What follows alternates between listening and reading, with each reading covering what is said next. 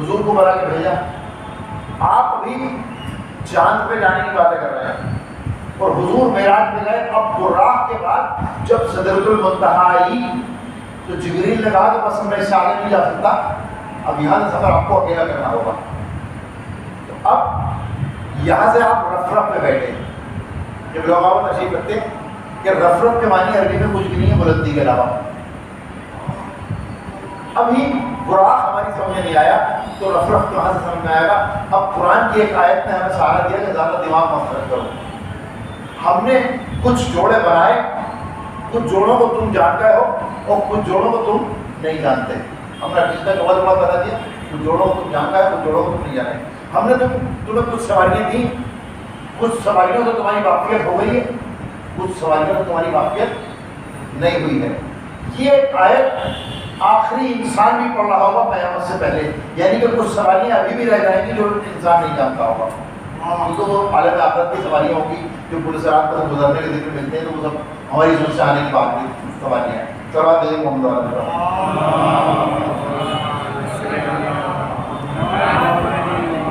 انسان کو اس نے عروج دینے کے لیے اپنی بارگاہ میں 5 بار بلوایا.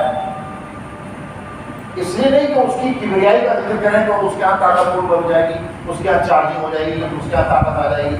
وہ تو سمجھ ہے, اس کو کسی چیز کی ضرورت نہیں ہے. سارے کے سارے دنیا کے لوگ مل کے کہیں کہ وہ نہیں ہے تو اس کی قدرت میں ذرا سی کمی نہیں آ سکتی, جو کی برابری کمی نہیں آ سکتی. اور اگر سب مل کے کہیں وہ ہے تو اس کی طاقت میں کوئی اضافہ نہیں ہو سکتا. تو اسے تو کوئی ضرورت ہی نہیں ہے. لیکن اس نے نماز جو رکھی وہ آپ کے بھلے کے لیے رکھی کیونکہ وہ آپ کے مزاج کا خالق ہے. انسان جو کام مستقل کرتا رہتا ہے اس کام سے وہ اگتا جاتا ہے. یہاں کی بات میں مثال دے کے سمجھانا چاہوں کہ جو فیکٹری کا مالک ہے اس کا قدم بھی یہ دل نہیں چاہتا کہ 1 سیکنڈ بھی برباد ہو اس کے لیبر کا. ایک لمحہ وہ چاہتا ہے کہ کام کرتے رہے, اس لیے اس نے یہ CC کیمرے لگوائے ہیں تاکہ بیٹھ نہ جائے, اسی لیے تو لگ رہے ہیں پیسہ رکھ رہے ہیں. لیکن وہی مالک 4 گھنٹوں کے بعد لنچ دیتا. کیوں؟ کیونکہ اب اس کا دل اکتا گیا ہوگا 4 گھنٹے کام کرتے, تو یہ آدھا گھنٹے بات چیت کر کے فریش ہو کے چائے پی کے پانی پی کے پھر تازہ دم ہو کے جیسے وہ آیا تھا ایسا جائے. یہ جو آپ کو 5 وقت بلایا ہے یہ احسان ہے آپ کا کہ آپ جس کام میں مصروف تھے آپ بیٹھے ہوئے کام کر رہے تھے, تھوڑی دیر کے لیے آ جائیے, کچھ کھڑے ہو جائے, کچھ بیٹھ کے تاکہ خون کا دوران آپ کا صحیح ہو جائے, تھوڑا دماغ چینج ہو, تھوڑا سا تازہ دم ہو کے پھر دوبارہ سے اپنے کام پہ چلے جائیے گا. یہ 5 بار جو اس نے بلایا ہے یہ آپ کے فائدے کے لیے, اس کو کوئی فائدہ نہیں ہو رہا. اس کا روزے رکھوائے ہیں آپ کے فائدے کے لیے, زکات کا نظام ہے آپ کے فائدے کے لیے, اس کو کوئی فائدہ نہیں ہے. وہ تو سمجھ ہے, اس کو ضرورت نہیں ہے, اس کے خزانے میں کسی چیز کی کمی نہیں ہے, نہ وہ کنجوس ہے, کوئی کمی نہیں ہے اس کے یہاں. میں ذکر کر رہا تھا تو ختم ہو جائے گا. ابھی پیٹرول کے ختم ہونے کا ذکر ہو رہا تھا تو گیس نکل گئی.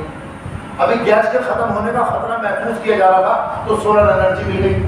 ابھی سولر انرجی استعمال کرنے کی پوری طریقے سے شروع نہیں کی کہ سمندر میں بہت بڑا ذخیرہ کاربن کا مل گیا جو ابھی استعمال کے قابل نہیں بنا سکے ہیں. اس کی کوشش ریسرچ شروع ہو گئی کہ سمندر میں اتنا بڑا خزانہ ہے کہ ہم صدیوں تک استعمال کرتے ہیں تو ختم ہونے والا نہیں ہے.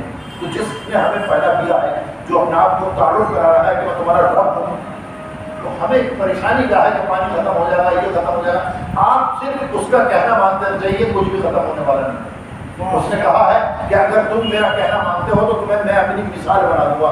حدیث مسلم میں ذکر ہے اس بات کا کہ میں اپنی مثال بنا دوں گا. مثال کیا بنا دوں گا, کیا مطلب رب بنا دے گا؟ نہیں, تم جو کہو گے وہ ہوتا چلا جائے گا. ہمارے اقوا میں ایک بزرگ ہیں راج اللہ صاحب, سید الدین شمودین نام ان کا.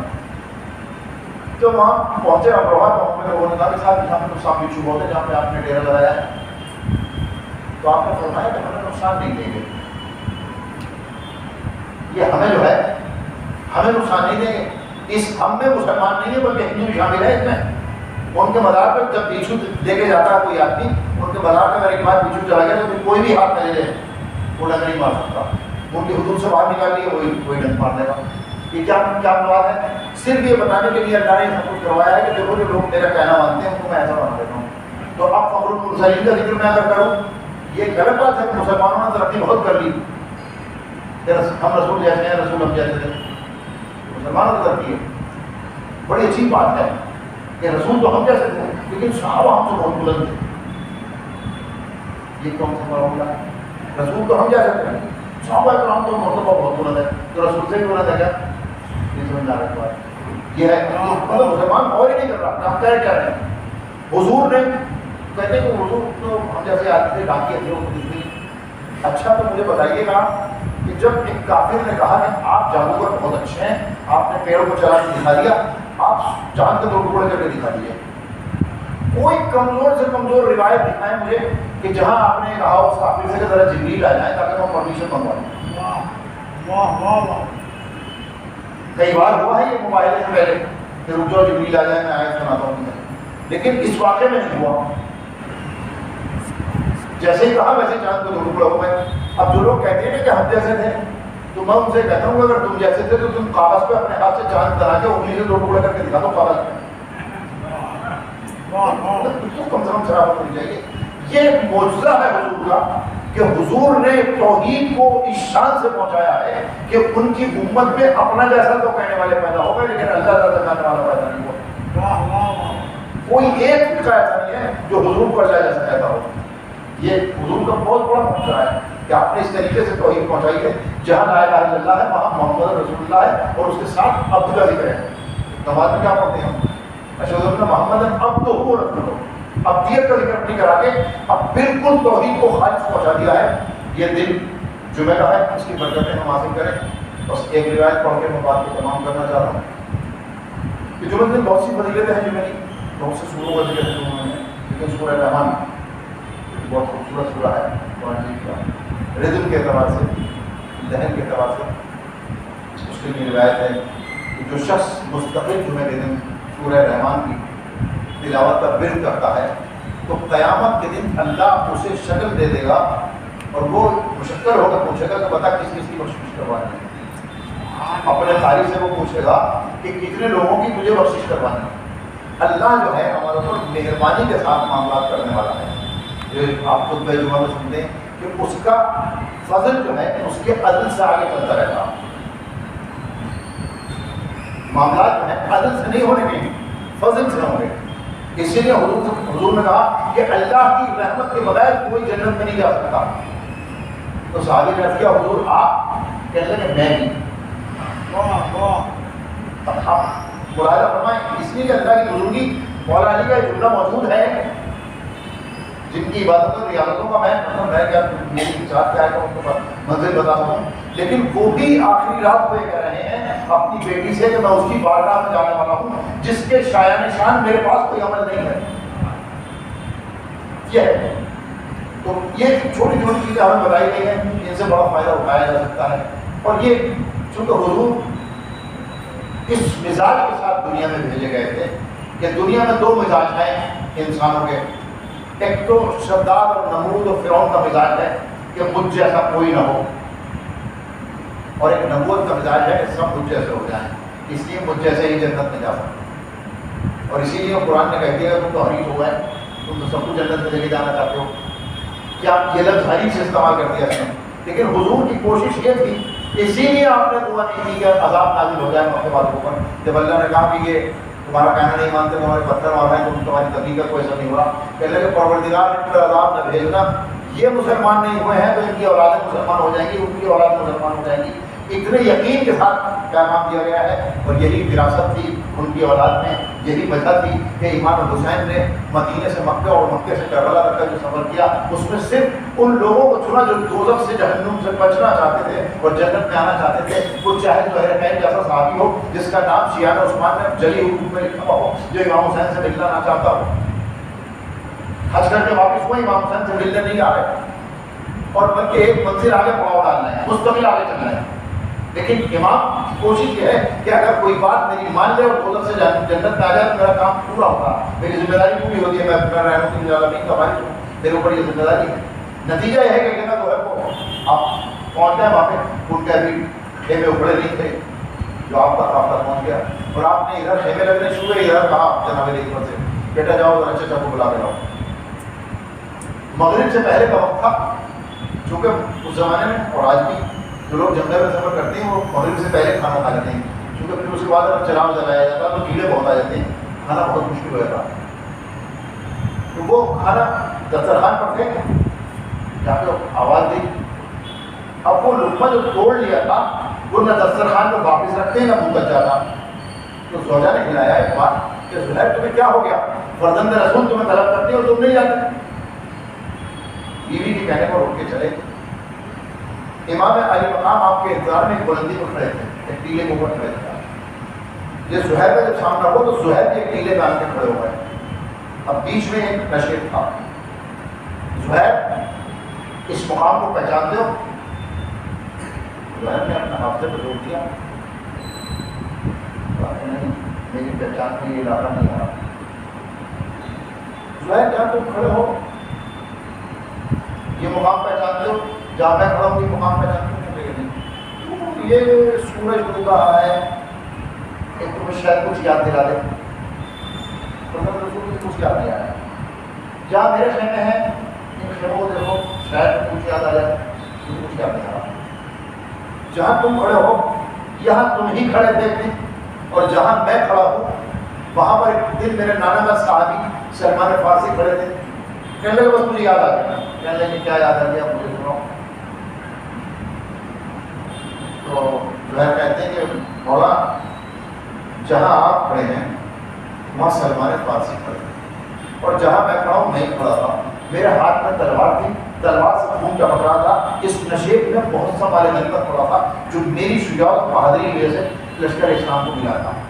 تو میں اس مال غنیمت کو دیکھ کر اپنی بہادری پر ایک ناز کی کیفیت میں کھڑا تھا, فخر کر رہا تھا, مجھے غرور سا ہو رہا تھا. تو اچانک سلمان نے مجھے متوجہ کیا کہ زہیر منزل فخر میں محسوس کر رہا ہو اپنے آپ کو. کہاں آج میری بہادری سے لشکر اسلام کو ایک فائدہ ہوا. کہا کہ میں اس سے بڑی کامیابی تمہیں بتاؤں. ہاں بتاؤ, ضرور بتاؤ. کہا کہ ایک دن فرزند رسول کو تمہاری مدد کی ضرورت ہوگی, وہ اس سے بڑی کامیابی ہوگی. تب جو ہے آپ کے ساتھ ہوئے اور اتنی جلدی ہوئے تھے کہ در خیمہ پہ جا کے اس زوجہ سے جس نے آپ کو کھڑا کیا تھا دسترخوان پہ اس سے کہنے لگے میں نے مجھے راہ خدا میں آزاد کیا. تو اس نے کہا واہ جنت میں جانے کی اتنی جلدی, اس کا کچھ نہیں رہتا. یہ کیا مقصد ہے, یہ میں کیا کہنا چاہتا ہوں کہ امام حسین یہ چاہتے ہیں کہ کوئی بھی انسان جہنم میں نہ جائے, ورنہ حکم معافی کا کیا مطلب تھا. 3 دن کی بچوں کی بھوک اور پیاس, وقت اس کا آنا, اور بغیر معافی مانگے معاف کر دینا. اس نے لفظ استعمال نہیں کیا تو گرنا چاہتا تھا قدموں میں, آپ نے گلے سے لگا دیا اسے. اور جو تکلیف پہنچی تھی اسے ایک جملے کی, اس کا تدارک بھی کیا. اب دیکھیے یہ ہے بزرگ کی, یہ ہے ان کی عظمت, یہ شان ہے ان کی, تو وہ احترام کر رہا ہے. لیکن آپ کو معلوم تھا کہ اسے تکلیف پہنچی ہے. اس نے کہا تھا کہ اگر عرب کا کوئی سورما یہ جملہ کہتا تو میں اس کو لیٹ کے یہی کہتا, لیکن کیا کروں آپ کی والدہ گرامی کا بڑا احترام کرتا ہوں, مجھے رسول ہے. صرف اس محبت نے ہم کو حکم ذریعہ بنا دیا, ورنہ کلمہ تو سب پڑھ رہے تھے, نمازیں تو سب پڑھ رہے تھے. امام حسین کے ساتھ نماز پڑھی تھی ان کے 1000 سپاہیوں نے, لیکن 996 ولی رہے جہاں تھے. تو فائدہ صرف جب ہوتا ہے جب آدمی یہ سوچ لے کہ ہم مجھے جنت میں جانا ہے, مجھے اپنے اندر تبدیلی پیدا کرنی ہے. صرف 4 تبدیلی پیدا کر سکے, 4 کے 4 کو آپ نے استقبال کیا اور وہ سب چلے گئے. کچھ لوگ رات میں بھی آئے تھے یزیدی لشکر میں سے, لیکن سب کو امام حسین نے گلے لگایا. اس کی وجہ کیا تھی کہ وہ تو چاہتی, پچھلے 7 سے کئی بار کہا آپ نے کہ دیکھ میرے قتل سے بعد آ جائے تجھے کوئی فائدہ نہیں ہونے والا دنیا کا, اور میں تجھے دنیا کا نقصان نہیں ہونے دوں گا. تیرے گھر والوں کی ذمہ داری میں لیتا ہوں, تیرے گھر والوں کو بھی کوئی ستا نہیں سکتا. لیکن وہ تو اتنا دنیا کا مرید تھا, اتنا بندہ تھا, اتنا بے غیرت تھا, اتنا بے شرم تھا کہ اس نے امام حسین کی بات پر جب آپ نے کہا کہ تو ملک کے رہ کے گندم نہیں چل سکے گا, تو اس بے غیرت نے کہا جو فرما مانگے. حالانکہ پھر جو امام نے کہا تھا وہی ہوا کہ جب قتل امام حسین کے بعد ابن زیاد کے دربار میں گیا اور اس نے کہا کہ لائیے مجھے ملک کے رہ کا فرمانا لکھیے, تو اس نے کہا وہ جو میں نے پرچہ دیا تھا آپ کو لکھ کے وہ تو لائیے سرٹیفکیٹ, جس میں نے وعدہ کیا تھا. کہنے لگے وہ تو بھائی کربلا میں ہو گیا. تو کہنے لگے پھر میں کچھ نہیں کر سکتا. تو یہ تاریخ گواہ ہے کہ یہ کہتا ہوا نکلا ہے کہ مجھ جیسا بد نصیب انسان دنیا نے دیکھا نہیں ہوگا کہ میں نے آخرت چھوڑی دنیا کے لیے اور دنیا مجھے ملی نہیں, دنیا نہیں ملی. اس لیے امام حسین نے آخری وقت پہ ذرا آپ تصور کو کریں کہ جب علی اکبر کلیجے کو اچھی طرح سوچ اور ششمانہ ہاتھوں کا منقلب ہو گیا. یہ آخری امتحان تھا جدیدی لشکر کا، اس لیے کہ ان کے اندر انسانیت بھی باقی نہیں ہے. اس 6 مہینے کے بچے پر تیر چلانے کا مطلب یہ ہے کہ ان کے اندر انسانیت نام کی کوئی چیز باقی نہیں ہے. ہم یہ جنت میں نہیں جا سکتے، یہ جہنم میں جائیں گے، چاہے مجھے قتل کر کے جہنم میں چلے جائیں یا میری تلوار پر قتل ہونے چلے جائیں. اسی لیے تاریخ ملتی ہے کہ جب آپ نے سوچ لیا جدیدی لشکر نے جب ان کے اندر کوئی حوصلہ اور قوت نہیں رہی ہوگی ان کے اصحاب و انصار، اس لیے جب انسان اکیلا رہ جاتا ہے اس سے ویسے ہی حوصلہ نہیں ہوتا، اس کے اندر حوصلہ نہیں ہوتا. لیکن امام حسین نے 7 حملے کیے ہیں، مختلف گواہ ہیں اس بات کے. 7 حملے جدیدی لشکر پہ کیے ہیں. اس شخص نے جس نے 72 لاشیں اٹھائی ہیں، جس نے جوان بیٹے کے گلے سے برچی نکالی ہے، جس نے بچے کے گلے میں تیر اپنے ہاتھ سے نکالا ہے اور اسے دفن کیا ہے، اس نے جس کے سامنے موجود ہے کہ اس کے دشمن، اس کے گھر والے اس کے دشمنوں کو ڈرنے میں ہیں، لیکن اس کے باوجود اس نے 7 حملے کیے ہیں. اور روایت ملتی ہے کہ جب حملہ کرتے تھے تو فوج پھٹ جاتی تھی، تو آپ ایک درخت کے رکیرہ کے قریب آ کے تھوڑا سانس لیتے تھے. آپ نے دیکھا کہ ایک شخص نے مجھے سلام کیا. عرب کے رخسار میں اس میدان میں مجھے سلام کرنے والا کون ہے؟ آپ اس پر متوجہ ہو تو مجھے مسامے کرتا. آپ اس کی طرف متوجہ ہو اور اس سے کہا کہ تو اپنے گھر سے چلا تھا تو تیری بیٹی سے تو نے وعدہ کیا تھا کہ میں تیرے لیے کوئی تحفہ لے کے آؤں گا، لے جلدی سے میری ایک کشتی لے اور اس میدان کربلا سے باہر چلا جائے جلدی سے. اسے نہیں پتا کہ یہ کون ہے. اس کی روایت یہ ہے زندگی بھر اس کو اس بات پر پچھتاوا رہا کہ مجھے نہیں پتا چلا کہ یہ امام حسین ہے، لیکن آپ نے اس بچی کی وجہ سے جس وقت آپ یہ کہہ رہے ہوں گے کہ تیری بچی ایک انتظار میں ہے، تو کیا اس وقت پھر آپ کی شکرانہ میں آیا ہوگا. اور اس کی بیان یہ ہے زندگی بھر کوئی بات پر اترا کہ مجھے پتہ نہیں چلتا تھا، میں نے دیکھا تھا کہ ان کے دونوں ہاتھوں میں شمشیریں تھیں اور آستینوں سے خون بہ رہا تھا اور میں ان کی مدد کر رہا تھا، مجھے پہچان نہیں ہوتی. آپ تصور کریں امام عالی مقام نے کیسے انسانیت کی خدمت کی ہے. ہم ان کا فرض اٹھاتے ہیں تو ہمیں یہ خیال رکھنا چاہیے کہ ان کے جو درس ہے، ان کا جو پیغام ہے، وہ ہم اپنے عملی طور پر لوگوں کو پہنچائیں، زبانی طور پر نہیں. اس لیے کہ ہم جتنی مجلسیں کر رہے ہیں اتنا ہمیں رزلٹ نہیں مل رہا. ہمیں سوچنا چاہیے کہ ہم کیوں یاد کرتے ہیں امام عالی مقام کو. بس آخری جملہ، کیوں یاد کرتے ہیں امام حسین کو؟ کہ امام حسین نے دین بچایا، امام حسین نے نماز بچائی، امام حسین نے نظام زکوٰۃ بچایا. یہ بتائیے کہ آپ کے گھر میں دین بچ گیا، آپ کی زندگی میں دین بچ گیا. اگر بچ گیا تو پھر ہمارا فرض پر آنا، ہمارے آنسو بہانا جو ہیں یقیناً جناب سید کے لیے ان کے زخموں کے لیے مرہم ہے. اسی لیے وہ کہتی ہیں کہ میں آؤں گی، اور یہ بہت بڑا رتبہ ہے جو آپ کو اللہ نے دیا ہے. اس لیے کہ علامہ نسیم امروہی فرماتے ہیں کہ ذاکر سے بھی بلند ہے سامع کا مرتبہ، ذاکر سے بھی بلند ہے سامع کا مرتبہ. اس فرش پر حسین بھی ہیں، اس فرش پر رسول بھی ہیں، سیدہ بھی ہیں. تو آپ کی منزلت بہت عظیم ہے.